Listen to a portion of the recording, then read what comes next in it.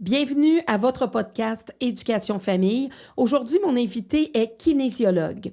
Après avoir investi tout d'abord en lui afin d'acquérir une formation approfondie sur la mission qu'il s'était fixée, il aide maintenant des dizaines de milliers de personnes à se choisir et à atteindre leurs propres objectifs de santé et de perte de poids qu'ils devraient être en mesure de maintenir. Il préfère prôner la modification d'un comportement plutôt que d'éliminer celui-ci. C'est à travers ses ateliers, ses conférences et ses formations dynamiques que ce spécialiste en perte de poids et en perfectionnement de la santé accompagne ceux et celles qui veulent le meilleur pour leur santé, leur vie.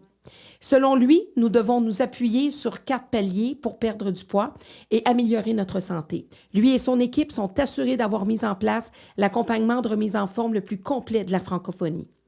C'est par le biais de la psychologie, de la perception, le subconscient, la compréhension de la personnalité et bien d'autres aspects dont l'histoire allant jusqu'à 3000 ans avant Jésus-Christ qu'il pratique sa spécialité. Heureux papa de Mélodie, 8 ans, et de Zoé, 6 ans, qu'il a eu avec sa conjointe Sarah, cet entrepreneur de l'amélioration de la santé se fait un devoir de prioriser sa famille avant tout. C'est donc avec beaucoup de questions en tête et un grand défi à lui faire relever que je reçois le kinésiologue Alex Boily. Afin de partager, discuter, apprendre, rencontrer, s'informer et comprendre ensemble sur tous les sujets concernant l'éducation et la famille, bienvenue ici à votre podcast Éducation Famille. Allô, Alex? Allô, tabarouette, c'est une majestueuse présentation. Oui. T'as fait un excellent travail. Oui, c'est bien. T'as réussi à me surprendre. Oui, bien, tant mieux. On aime ça des fois, surprendre un petit peu, puis sortir un petit peu aussi du cadre de la personne qui est connue de par ce qu'elle fait. Mais écoute, oui, moi, ça fait quand même quelques temps que je te regarde sur les médias sociaux, que je trouve que tu es dynamique, tu interpelles vraiment les gens pour leur santé. Je veux que tu m'expliques c'est quoi un kinésiologue. Qu'est-ce que ça fait dans la vie? Excellente première question. Puis c'est drôle parce que je m'amuse souvent à dire que la chose que je fais, le moins gros pourcentage de ma job maintenant, c'est presque de la kinésiologie, là, même si c'est ma formation de métier. Pour résumer ça en simple, la définition là, vraiment plus concrète, je pense à un spécialiste de l'activité physique qui utilise les mouvements à des fins de traitement, etc. Donc, on est pas mal des spécialistes d'entraînement et d'activité physique.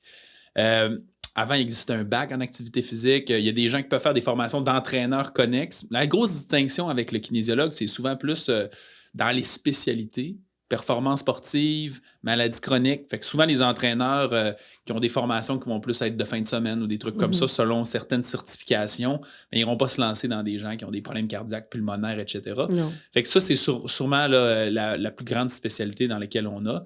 Mais c'est vraiment dans... c'est pour ça que j'aime dire on est des entraîneurs, parce que on se fait souvent mélanger avec la kinésithérapie. Donc, thérapie qui implique un traitement manuel. Nous, il n'y a pas de traitement manuel. C'est vraiment l'activité physique, dans le fond. Souvent des sportifs de haut niveau qui vont faire appel au kinésiologue pour...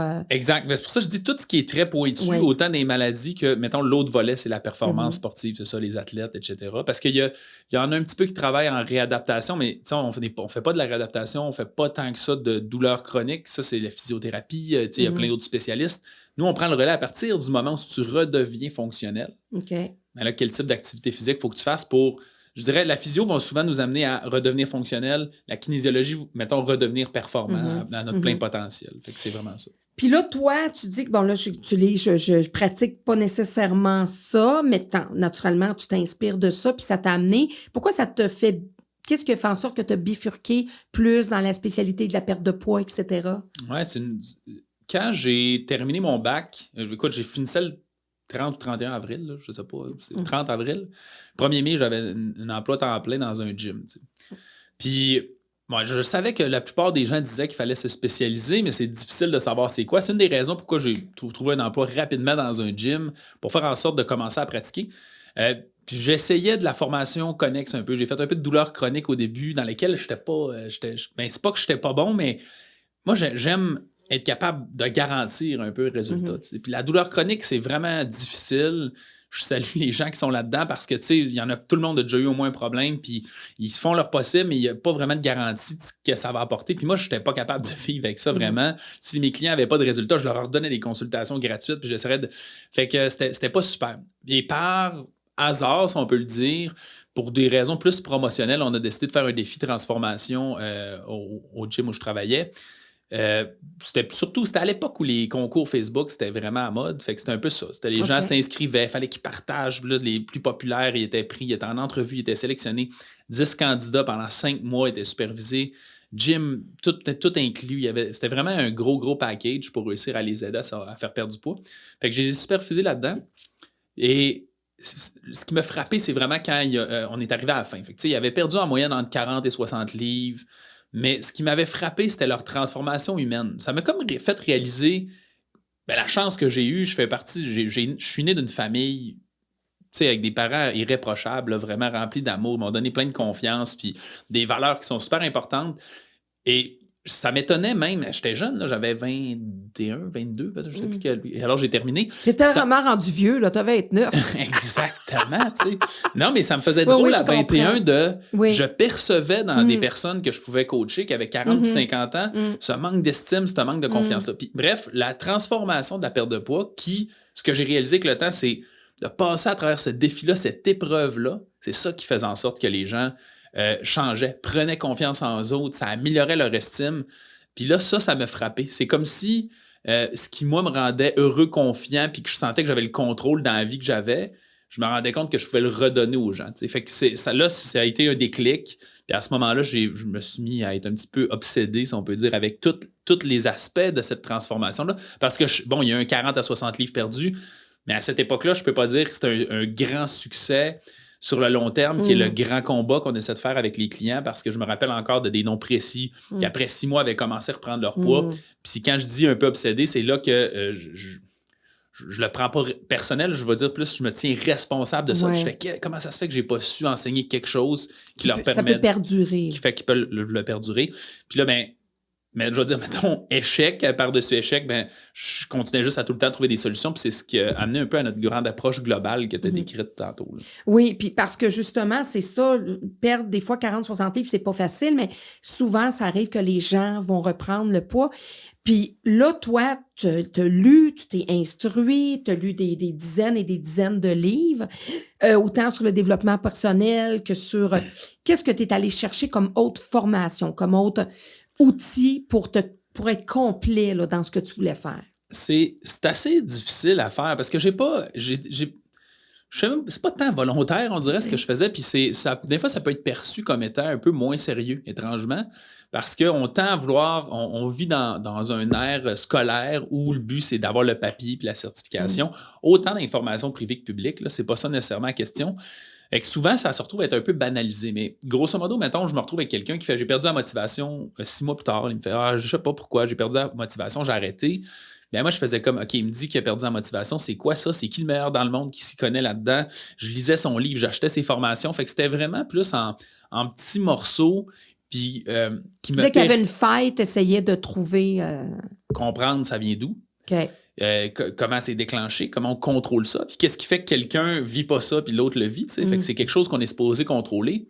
Puis je m'amuse souvent à dire l'être humain, on utilise des théories pour expliquer l'être humain, mais l'être humain est en 4D, puis les théories décrivent au mieux l'être humain en 3D. Tu sais, ce que ça veut dire, c'est que il n'y a aucune façon d'expliquer comment l'être humain fonctionne sur une seule hypothèse. Mais quand on se met à en comprendre plein, de la même façon que là, on ne voit pas mon dos, mais si je vous montre mon dos, vous allez être capable de vous faire l'image de mon 360, si on veut.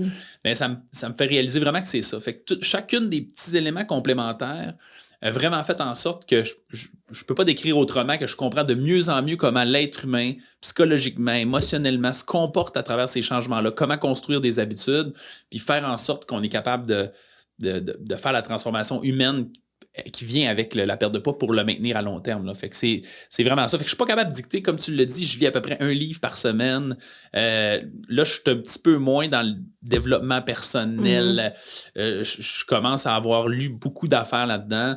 Sinon, c'était des formations un peu plus connexes. Tony Robbins est quelqu'un vraiment qui m'inspire beaucoup dans contrôler son énergie, puis plein d'autres dimensions. Fait que là, je pourrais en nommer plein, mais c'est ça, c'est très divers en petits morceaux que ça a fini par faire un gros morceau de casse-tête. Qu'est-ce qui fait justement que les gens vont perdre beaucoup de poids, puis après ça, vont revenir, vont retomber, si on peut dire. Bon, c'est peut-être pas le meilleur terme, là, mais vont finalement reprendre leurs mauvaises habitudes? Ça peut varier entre les individus. Un des sujets que je traite, qui vient de l'auteur Simon Sinek, qui un Américain bien populaire, qui se coach surtout le leadership en affaires. Puis j'ai lu il y a un livre qui est écrit qui s'appelle The Infinite Game, donc le jeu infini, dans lequel il explique, puis il parle juste de business, là, ça n'a aucun rapport avec la santé, mais la philosophie de ça m'a fait capoter. J'ai fait une formation là-dessus où j'ai un peu transposé ce concept-là dans le domaine de la santé qui est très, très apprécié par le monde. Je dirais que c'est un des plus gros facteurs. C'est basé sur tout le concept de développement personnel, mais ce qui explique grosso modo, c'est qu'il existe des jeux qui sont infinis, qui n'ont pas de fin, puis il existe des jeux qui appellent limités, si on veut. Un jeu limité, c'est un sport. Mettons, tu joues au hockey, il y a un début, il y a une fin, tout le monde joue avec les mêmes règles, puis on sait qui gagne à un certain point. Il explique qu'un jeu infini, c'est un jeu qui n'a pas de fin. Tu n'as pas vraiment de concurrent, parce que je peux pas dire que je performe mieux que toi. Si tu n'as pas le même désir de compétitionner, pas c'est normal. Les mêmes objectifs. Exact, c'est normal qu'on n'a pas les mêmes résultats. Ce qui fait qu'on se rend compte comment on fait pour gagner un jeu qui est infini. C'est un peu ça le but du livre. On joue tout seul, c'est seul contre soi-même. Oui, exactement. Perpétuel, ça se termine jamais. Fait que ça, c'est un des aspects qui joue le plus d'impact. C'est que je pense que les gens voient beaucoup la perte de poids comme un début puis une fin. J'ai 40 livres à perdre, donc je commence ma perte de poids, je perds 40 livres. Mais dans le fond, c'est pas le cas.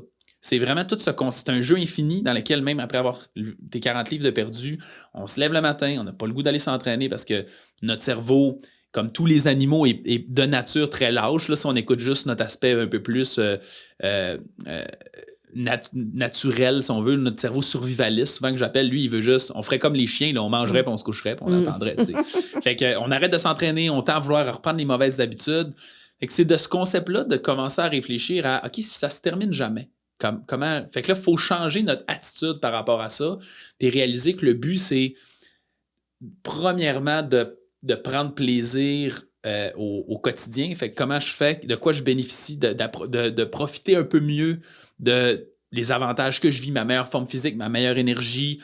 Il y en a qui ont des troubles digestifs, il y en a qui ont des douleurs articulaires qui se dissipent avec l'amélioration de leurs habitudes, mais de réussir vraiment à savoir que si je fais ça, c'est parce que ça me fait maintenant, j'en profite, tu sais, puis il n'y a pas de finalité. Des fois, c'est souvent ça que les gens courent, c'est avec autant en affaires qu'en santé, qui courent après, peut-être que quand ça va être terminé puis réalisé, je vais être mieux ou je vais me sentir mieux. Mais c'est dans le processus quotidien que ça se fait. Ça continue, il faut le maintenir. Après, tu parles justement, là, j'ai parlé tout à l'heure des 4 paliers pour, grosso modo, c'est quoi ces 4 paliers-là dont tu parles?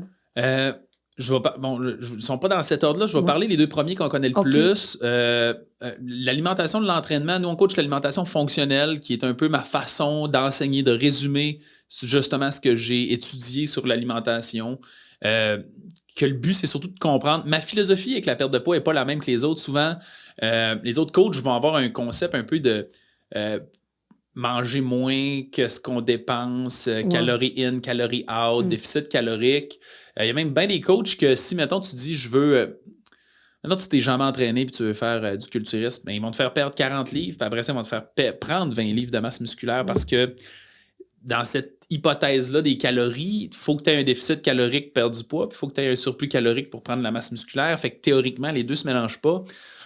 Mais dans ma compréhension, puis là, je le rappelle, là, moi, c'est que je vois plein d'affaires, puis mon cerveau, il fait cette espèce de c'est ta signature à toi, puis c'est comme ça que tu le vois, puis c'est comme ça que tu veux accompagner les gens. Là. Puis ta façon à toi, ça ne veut pas dire que ça va répondre à tout le monde, puis ça va peut-être une autre façon, mais c'est important pour des gens comme moi, qui ont un surpoids, etc., qui se disent, ben moi, c'est vers sa philosophie à lui que je vais aller. Il me semble que ça répond plus à moi. L'important, c'est que la personne se sente bien là-dedans, puis qu'elle veut le cheminer là-dedans. Tu as entièrement raison. Des fois, les gens ont l'impression qu'on est tous en désaccord, mais en le fond, il y a presque, la majeure partie du temps, il y a 5 ou 10 % de différence dans nos propos. C'est juste qu'on tend à avoir plus eux autres. C'est ça, il y a une petite couleur différente. En coaching, le défi, c'est pas que toi, en tant que coach, que tu connaisses l'information, c'est comment tu fais justement pour la transmettre à l'autre personne, qu'elle comprenne puis qu'elle le mette en application. Parce que moi, ça me fait rire. Là, j'ai des proches, Ma mère, spécifiquement, ça me fait rire. Des fois, elle m'écoute depuis toujours, là, tu sais. Des fois, elle me dit « Hey, hier, t'as fait une vidéo, puis j'ai compris ça. » Puis là, moi, je suis comme « Ça fait au moins 32 fois que je dis ça, tu sais. » Mais ça prend un contexte, un état d'esprit, ça prend les bons mots. Fait qu'effectivement, l'important, c'est de trouver quelqu'un qui... Puis le porteur du message aussi, de connecter avec le porteur du message. Parce que c'est comme un enseignant. Des fois, pourquoi un élève, ça ne fonctionne pas durant toute l'année? Parce que l'enseignant n'a pas su connecter avec l'élève.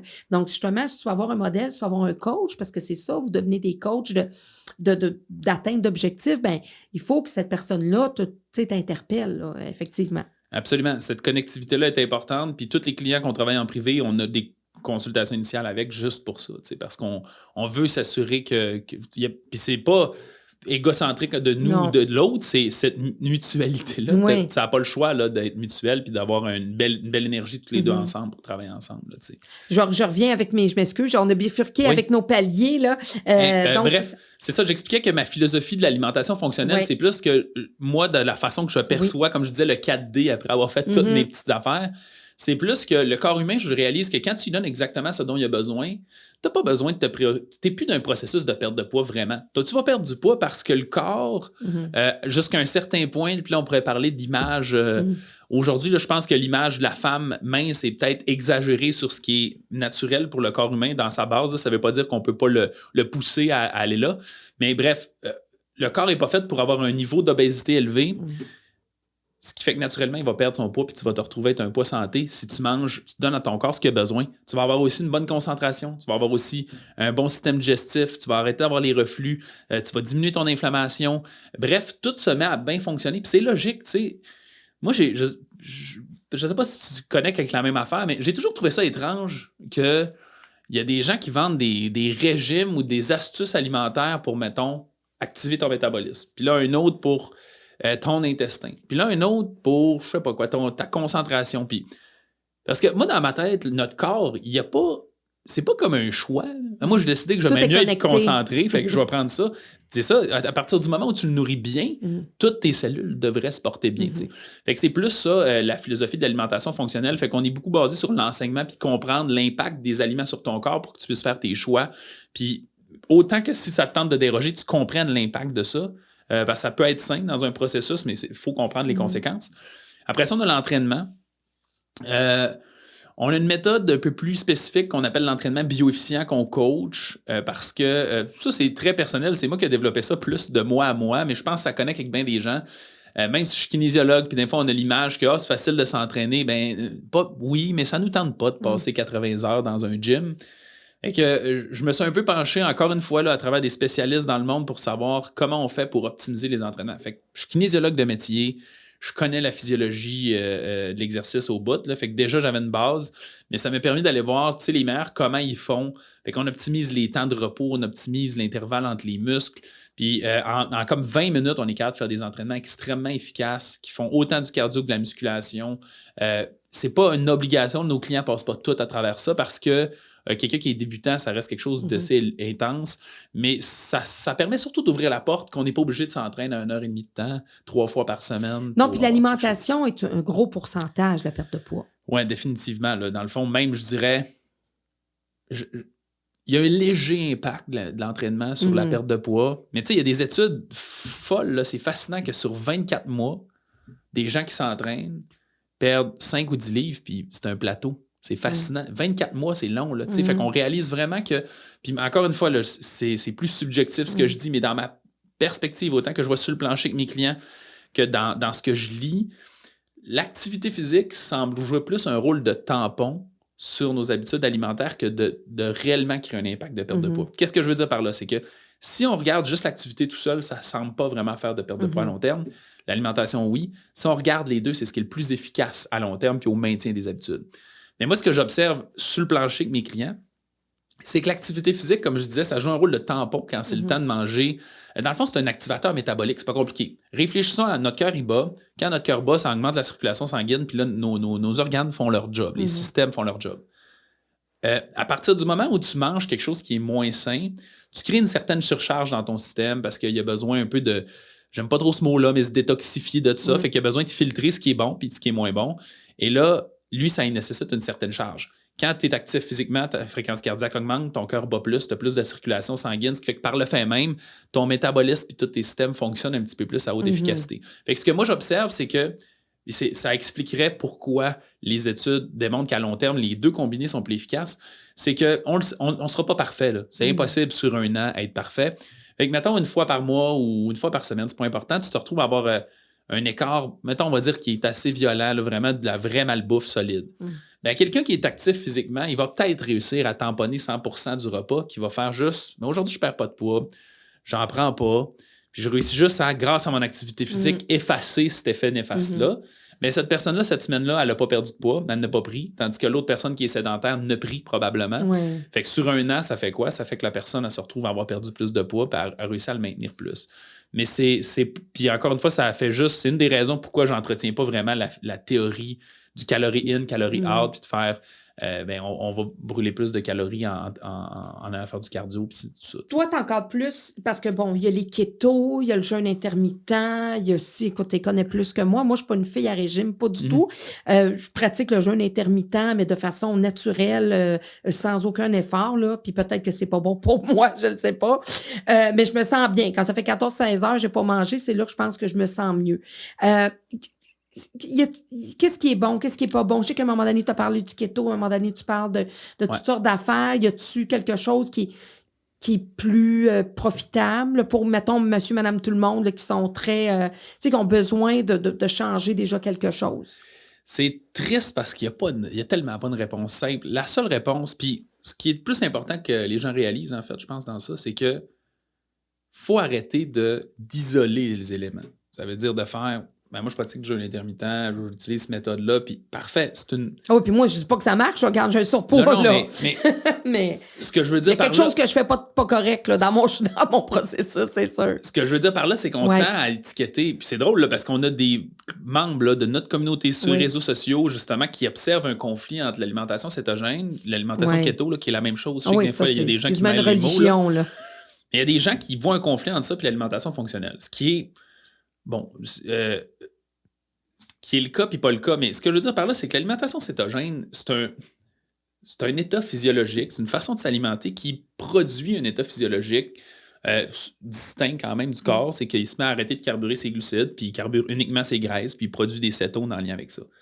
Mais c'est un état métabolique à part. Je dirais c'est un des outils qu'on a dans notre poche, dans notre biologie humaine, qui nous permet de fonctionner. Il y a moyen de pratiquer ça puis que ce soit sain. Puis je pense que c'est ça qui est problématique, c'est que, justement, tu l'as dit, j'ai déjà enseigné l'alimentation cétogène dans le passé, j'ai déjà eu des programmes sur le sujet. Et à 2019, là où c'était le pic de popularité, le problème, c'est qu'il se fait beaucoup de faux coachs. Et là, ça mélange vraiment tout le monde, tu sais.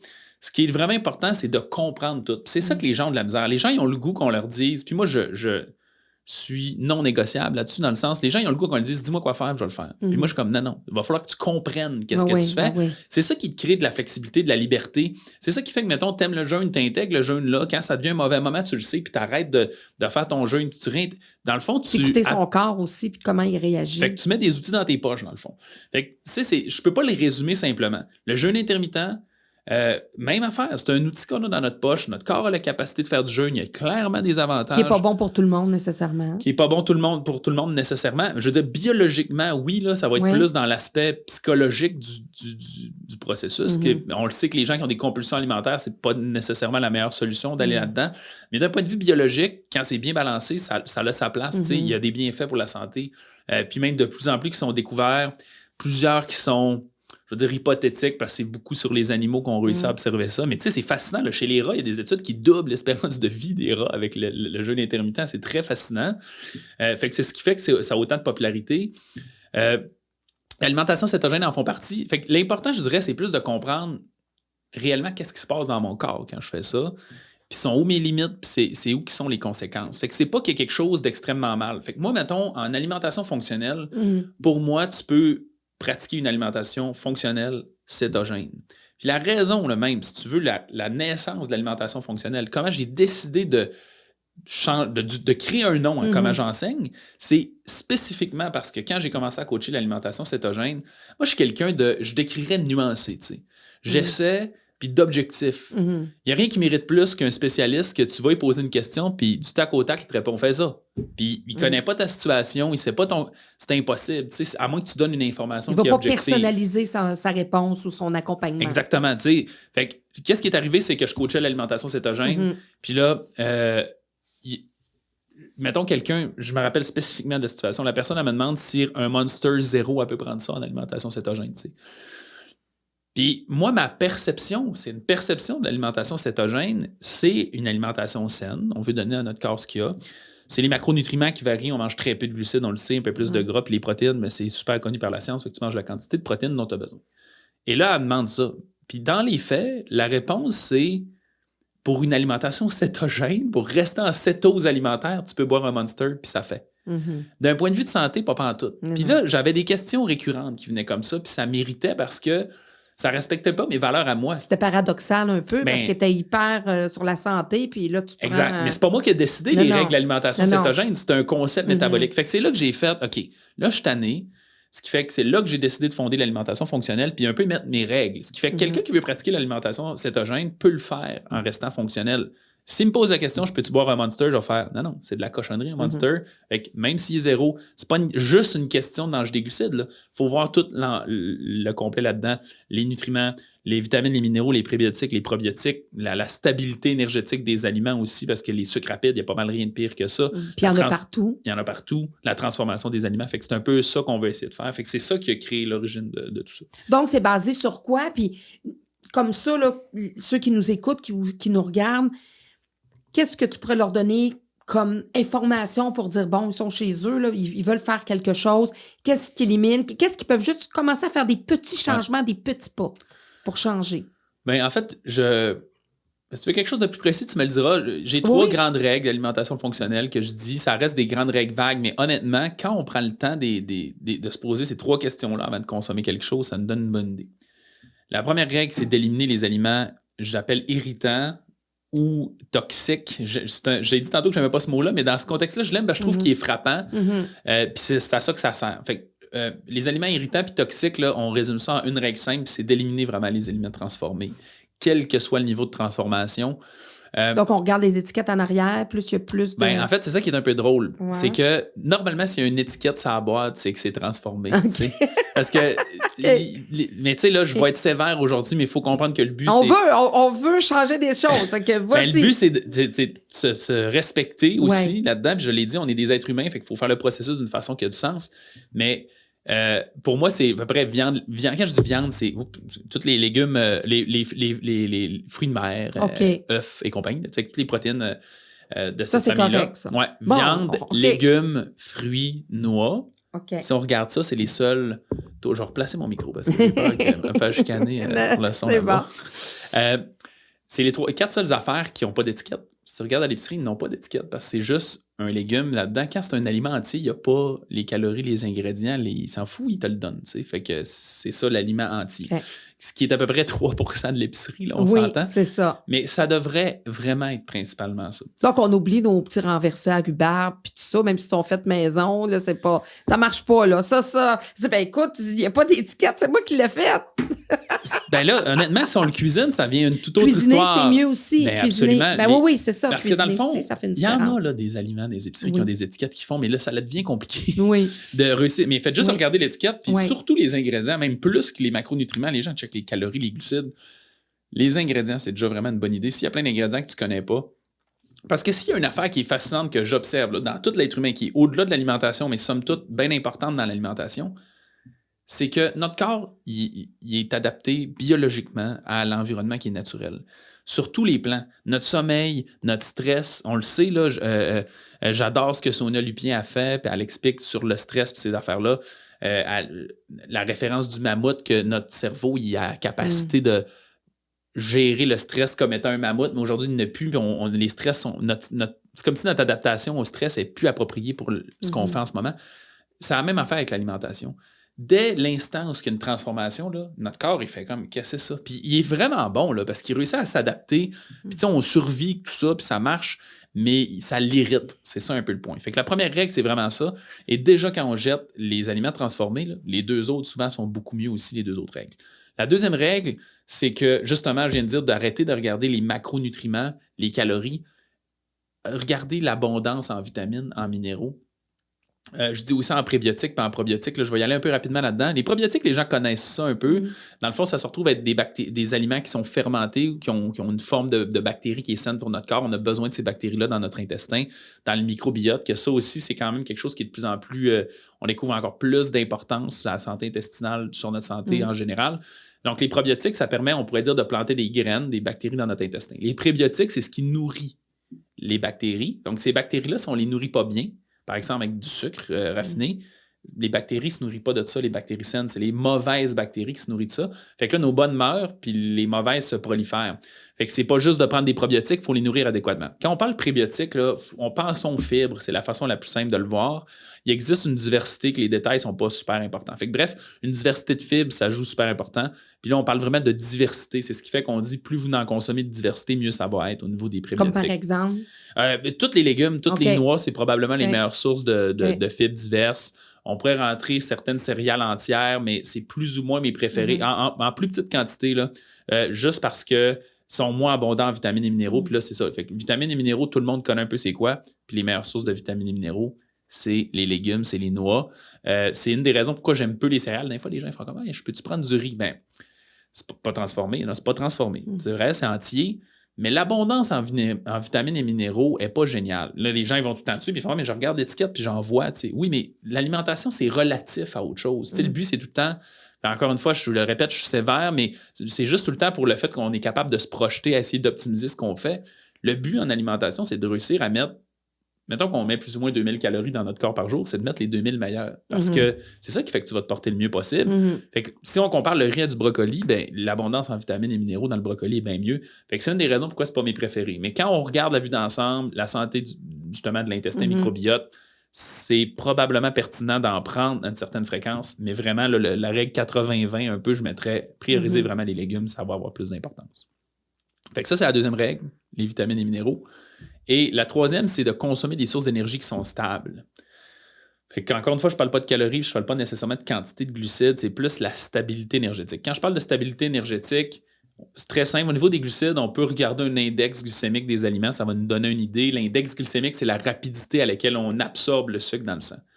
Je vais te donner un exemple là-dedans que les gens, quand je dis qu'il faut comparer tout le temps les aliments entre eux,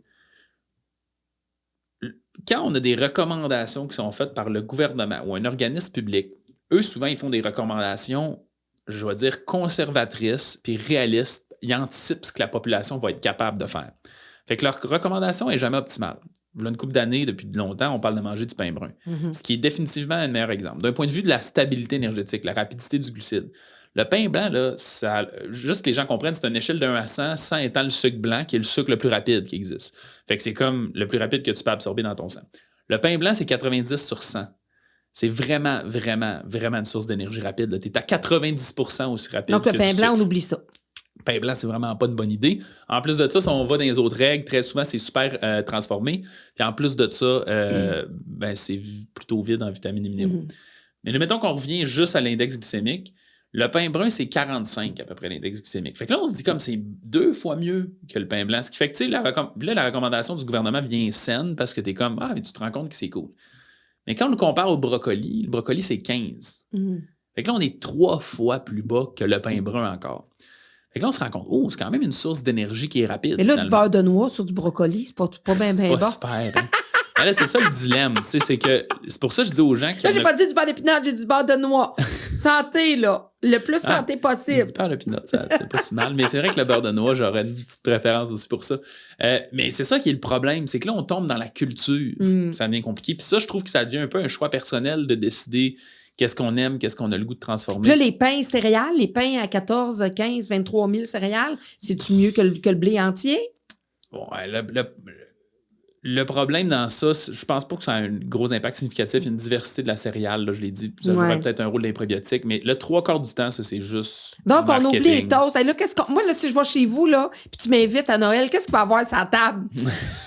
Qu'est-ce qu'il va y avoir sur la table? Je veux savoir si je vais y aller ce jour tu m'invites. Mais c'est ça, je te dis. Mais non, mais il y a plein Une dinde, pas de peau. Ah non, c'est pas grave. C'est pas transformé. C'est pas. Je fais des blagues. Mais non, mais encore une fois, l'exception, tu sais, il y a des exceptions là-dedans que ça tous et chacun selon ton objectif, selon les résultats que tu obtiens. C'est ça qui est important un peu d'y aller là-dedans. C'est surtout de comprendre. Moi, mon but, c'est surtout que le monde comprenne cette réalité-là. Fait que, tu sais, si tu manges du pain blanc en ce moment puis tu vas au pain brun, c'est déjà un pas en avant. C'est quand même mieux. Il faudrait intégrer des protéines au déjeuner. Le 3/4 du monde ne mange pas de protéines à leur déjeuner. Fait que, tu sais, c'est plus de réussir à trouver c'est quoi ces indicateurs-là. C'est vrai parce que on n'a pas été habitué à ça. Non, c'est pas dans notre culture. C'est ça, je dis. C'est l'aspect le plus difficile. À part des œufs bacon, mais c'est ça. Ouais. On a une Française qui a commencé. Tu sais, nous, on a toujours travaillé à distance, même avant la pandémie. Puis on a une Française qui a commencé à travailler avec nous autres qui habite à Lyon, tu sais, puis elle écoutait mes vidéos, puis même affaire, elle était genre, des déjeuners, des déjeuners, pas de... Elle est comme nous autres, c'est des croissants. Des petits déj. Oui, c'est des petits déjeuners, premièrement, mais tu sais, c'est que du sucre. Dans notre culture, c'est que des glucides, du sucre, du pain blanc, chocolatine, du muffin et compagnie, tu sais, fait que... c'est dur, mais parce que c'est culturel, mais il faut changer ça. C'est pas parce que la culture fait ça que c'est la meilleure idée, tu sais. Puis, tu sais, comme là, on parle déjeuner avec des protéines, mais quelqu'un qui fait le jeûne intermittent, il ne déjeunera pas. Exact. Puis, ça peut être bon aussi. Oui. À cause que là, j'hésite. Le jeûne intermittent, c'est complexe un peu à décrire, là, ce qu'on observe, c'est qu'après un certain nombre d'heures de jeûne... Mais premièrement, le corps semble être fait pour avoir minimum 14 heures de jeûne d'une journée. Mm-hmm. Ça, c'est une première affaire. Ce qui veut dire, tu finis à 6, tu manges à 6, c'est 12. Fait que tu finis à 6, tu manges à 8, ça devrait être 14 heures. Fait que ça, déjà de base... parce que l'abondance nutritive, là, dans la nature, c'est pas quelque chose qu'on avait, là, manger aux 2 heures. Ça fait monter l'insuline vraiment souvent. Ça fait que c'est pas l'idéal. Tu sais, les régimes qui disent manger plus souvent dans la journée. Ouais, je pense que c'est plus une philosophie de la satiété. Puis je pense aussi que ça vient d'une époque, quoi que ça existe encore, là, mais que justement, ils ne prennent pas en considération la stabilité énergétique. Il y a des problèmes là-dedans de manger aux 2 heures, que c'est parce que si tu manges beaucoup d'énergie instable, des glucides rapides, j'ai pas dit le deuxième en passant, il est super facile, c'est des gras qui sont oxydés. Les gras oxydés, c'est des gras surchauffés, en d'autres termes. Fait que la friture, il y a certains gras très fragiles, comme l'huile d'olive, les oméga 3, mettons que vous avez des suppléments d'oméga 3, mais les autres, ils oxydent juste au soleil. Fait que faut pas y mettre au soleil. Là. Fait qu'il y en a qui sont un peu plus capricieux. Mais les gras oxydés, c'est pas une bonne source d'énergie. Notre corps a de la difficulté à faire de quoi avec ça. Mais bon, je reviens un petit peu à l'histoire d'avant. C'est que très peu de gens prennent en considération la stabilité énergétique. Ce qui fait qu'encore une fois, dans notre culture, les gens pensent que c'est normal de manger aux 2 heures, ou d'avoir faim aux 2 heures, ou d'avoir une baisse d'énergie après son repas. Mais c'est pas le cas. Souvent, c'est justement parce que tu te retrouves un gros high énergétique, puis là, un down énergétique. Mais à partir du moment où tu te concentres sur des sources d'énergie qui sont très stables, principalement des noix et des légumes, tu vas te rendre compte que tu n'as pas vraiment faim, ta digestion est beaucoup plus lente, puis c'est pas une nécessité. Puis moi, j'ai un système plus lent, là, fait que moi, je pourrais pas manger aux 2 heures, puis quand je mange aux 2 heures, justement, c'est où je prends même 3 repas par jour, là, mon système. Puis écouter son corps, c'est important. Moi, je le vois, je la sens, l'inflammation, quand je mange quelque chose qui... Tu sais, moi, je suis beaucoup sujette, justement, à l'inflammation de par ce que je mange. Puis pourtant, tu sais, comme je dis, là, je me prends un exemple parce que je veux des fois que les gens puissent comprendre que t'en fais des bons choix, là. Moi, je cuisine, ça fait longtemps que je prends de l'huile de coco. Si je vais mettre du miel à la place, je ne mettrai pas de sucre blanc, sucre de canne, je vais diminuer beaucoup les sucres, je vais prendre du sirop d'érable. C'est-tu bon, ça? C'est-tu correct? C'est des premiers réflexes? Idéalement, c'est de pas faire pas de dessert. Ça, je sais, toi, t'es plate de même, tu vas me dire ça, au bien dessert. C'est ça, j'aime ça que tu me décris comme étant plate. Non, mais la raison pourquoi je suis comme ça, c'est que je vais t'expliquer une anecdote bien drôle. J'étais à l'université, fin de mon université, puis l'Organisation mondiale de la santé, par hasard, ils viennent de se rendre compte que le sucre, c'est très, très néfaste. Ben oui. Puis là, ils sortent une étude dans laquelle, c'est pas une étude, c'est plus une espèce de constat et une recommandation, dans laquelle c'est écrit, je veux pas dire n'importe quoi, là, mais je me rappelle pas des chiffres exacts. Je pense qu'il disait, on réalise qu'on ne devrait pas consommer plus de 50 grammes de sucre d'une journée, qui provient autre que des aliments entiers. C'est presque impossible, ou en tout cas? Les gens qui pratiquent l'alimentation cétogène en mangent 20, incluant dans les légumes et les fruits. Fait que c'est possible, mais là, bref, eux autres, c'est ça qu'ils font. C'est que là, ils disent, un Nord-Américain moyen mange 350 grammes par jour, mettons, puis là, on leur dit que c'est 50. Fait que là, ils ont émis une recommandation de 100 grammes. Puis moi, j'ai été bien outré de ça parce que je suis quelqu'un qui haït bien gros quand les gens décident à ma place qu'est-ce que je veux. Fait que là, pourquoi tu me recommandes 100 si la vraie recommandation, c'est 50? Fait que des fois, tu dis, tu sais, je suis sévère, puis c'est ça. C'est justement pour ça.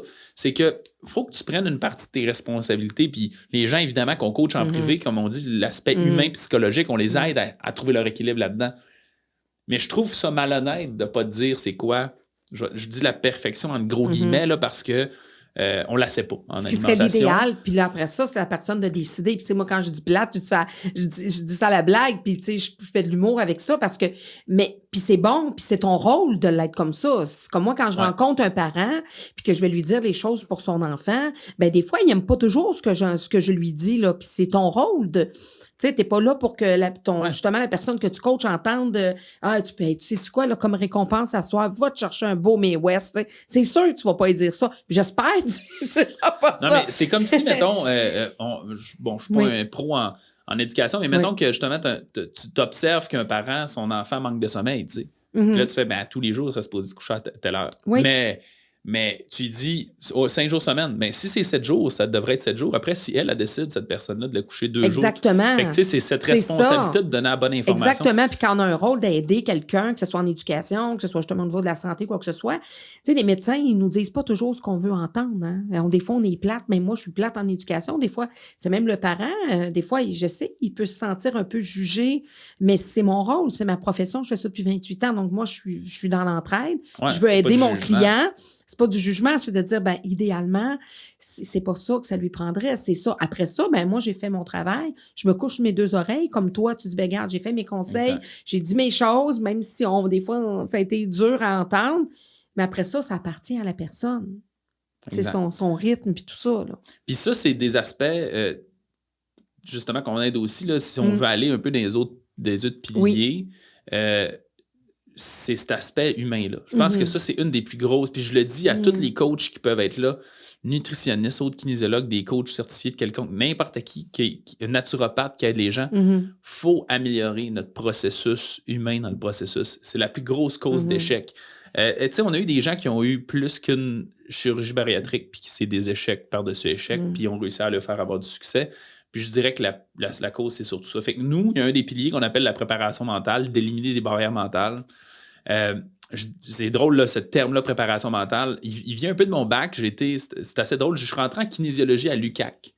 Puis il y avait beaucoup de cours de psychologie sportive connexe. Puis moi, à l'époque, j'étais comme, que j'haïs la psychologie. C'était le sujet que j'haïssais le plus au monde. Je pense que ça a changé maintenant, mais le directeur du programme qui est devenu était un spécialiste là-dedans, en préparation mentale. C'est la raison pourquoi on avait plus de cours dans ça. Puis il avait fait sa job parce que quand j'ai sorti, là, j'étais fasciné par ça. Je réalisais à quel point ça joue un rôle super important. Ce qui fait que dès le début de mes premiers processus de perte de poids, il y avait un petit peu, beaucoup moins développé que maintenant, mais un petit peu cet aspect de préparation mentale-là. C'est l'art de se comprendre ses émotions, son stress, comprendre qu'est-ce qui fait qu'on reste motivé également. Apprendre à vivre avec intention un peu, ça veut dire que d'arrêter d'être une victime et de faire ses choix en fonction de ce qu'on veut aller. Fait qu'il y a beaucoup d'aspects là-dedans. Il y a des gens qui, peu importe ce qu'ils font, ils ont l'impression qu'ils sont menottés où est-ce qu'ils sont. C'est un peu cet aspect-là. Puis il y a un 4e pilier aussi que, avant, on appelait un peu les habitudes. Maintenant, je l'ai changé. Je trouve que ces termes-là sont mieux. J'appelle ça, c'est un peu une évolution identitaire puis une étape de normalisation. J'adore le mot normalisation. C'est des coachs que j'ai eus, des genres de mindset coach aux États-Unis que j'ai eus qui m'ont un peu à parler de ça. Puis après, je me suis rendu compte qu'il y a 3-4 auteurs sous des termes différents qui parlaient de la même affaire. Il y en a plusieurs qui vont se reconnaître dans le processus où, justement, tu perds 50-60 livres, tu n'as jamais été aussi bien de ta vie, meilleure énergie, meilleure concentration, tout va bien. Puis pour une raison quelconque, à un moment donné, tu abandonnes ce processus-là. Puis d'un point de vue psychologique, ce qu'on se rend compte, c'est que quand on fait une transformation quand même intense, là, puis ça se fait en affaires aussi, tu l'as peut-être vécu même dans ta carrière, où ton cerveau, il vit ce qu'on appelle de la dissonance cognitive. Ça veut dire que c'est comme s'il y avait quelque chose d'incohérent avec ce qui se passe. Fait que ça, c'est juste, notre cerveau, il connaît... Il fait pas la différence entre le bien et le mal, vraiment, là, dans cet aspect-là que je parle. Il voit qu'est-ce que je connais et qu'est-ce que je connais pas. Donc, la personne, elle a atteint son poids, elle a perdu son 50-60 livres, mais il y a encore un manque. Il y a un genre d'inconfort. Ouais. C'est difficile à tous les jours. C'est comme s'il fallait qu'elle lutte pour rester dans ce processus-là. Fait que la dissonance cognitive, c'est de même, ça se décrit. C'est comme notre cerveau, il fait « c'est pas normal ce que je vis ». C'est pas c'est bien ou c'est mal. C'est pas normal ce que je vis. Puis moi, ça m'arrive... Ça pas en harmonie avec ce que...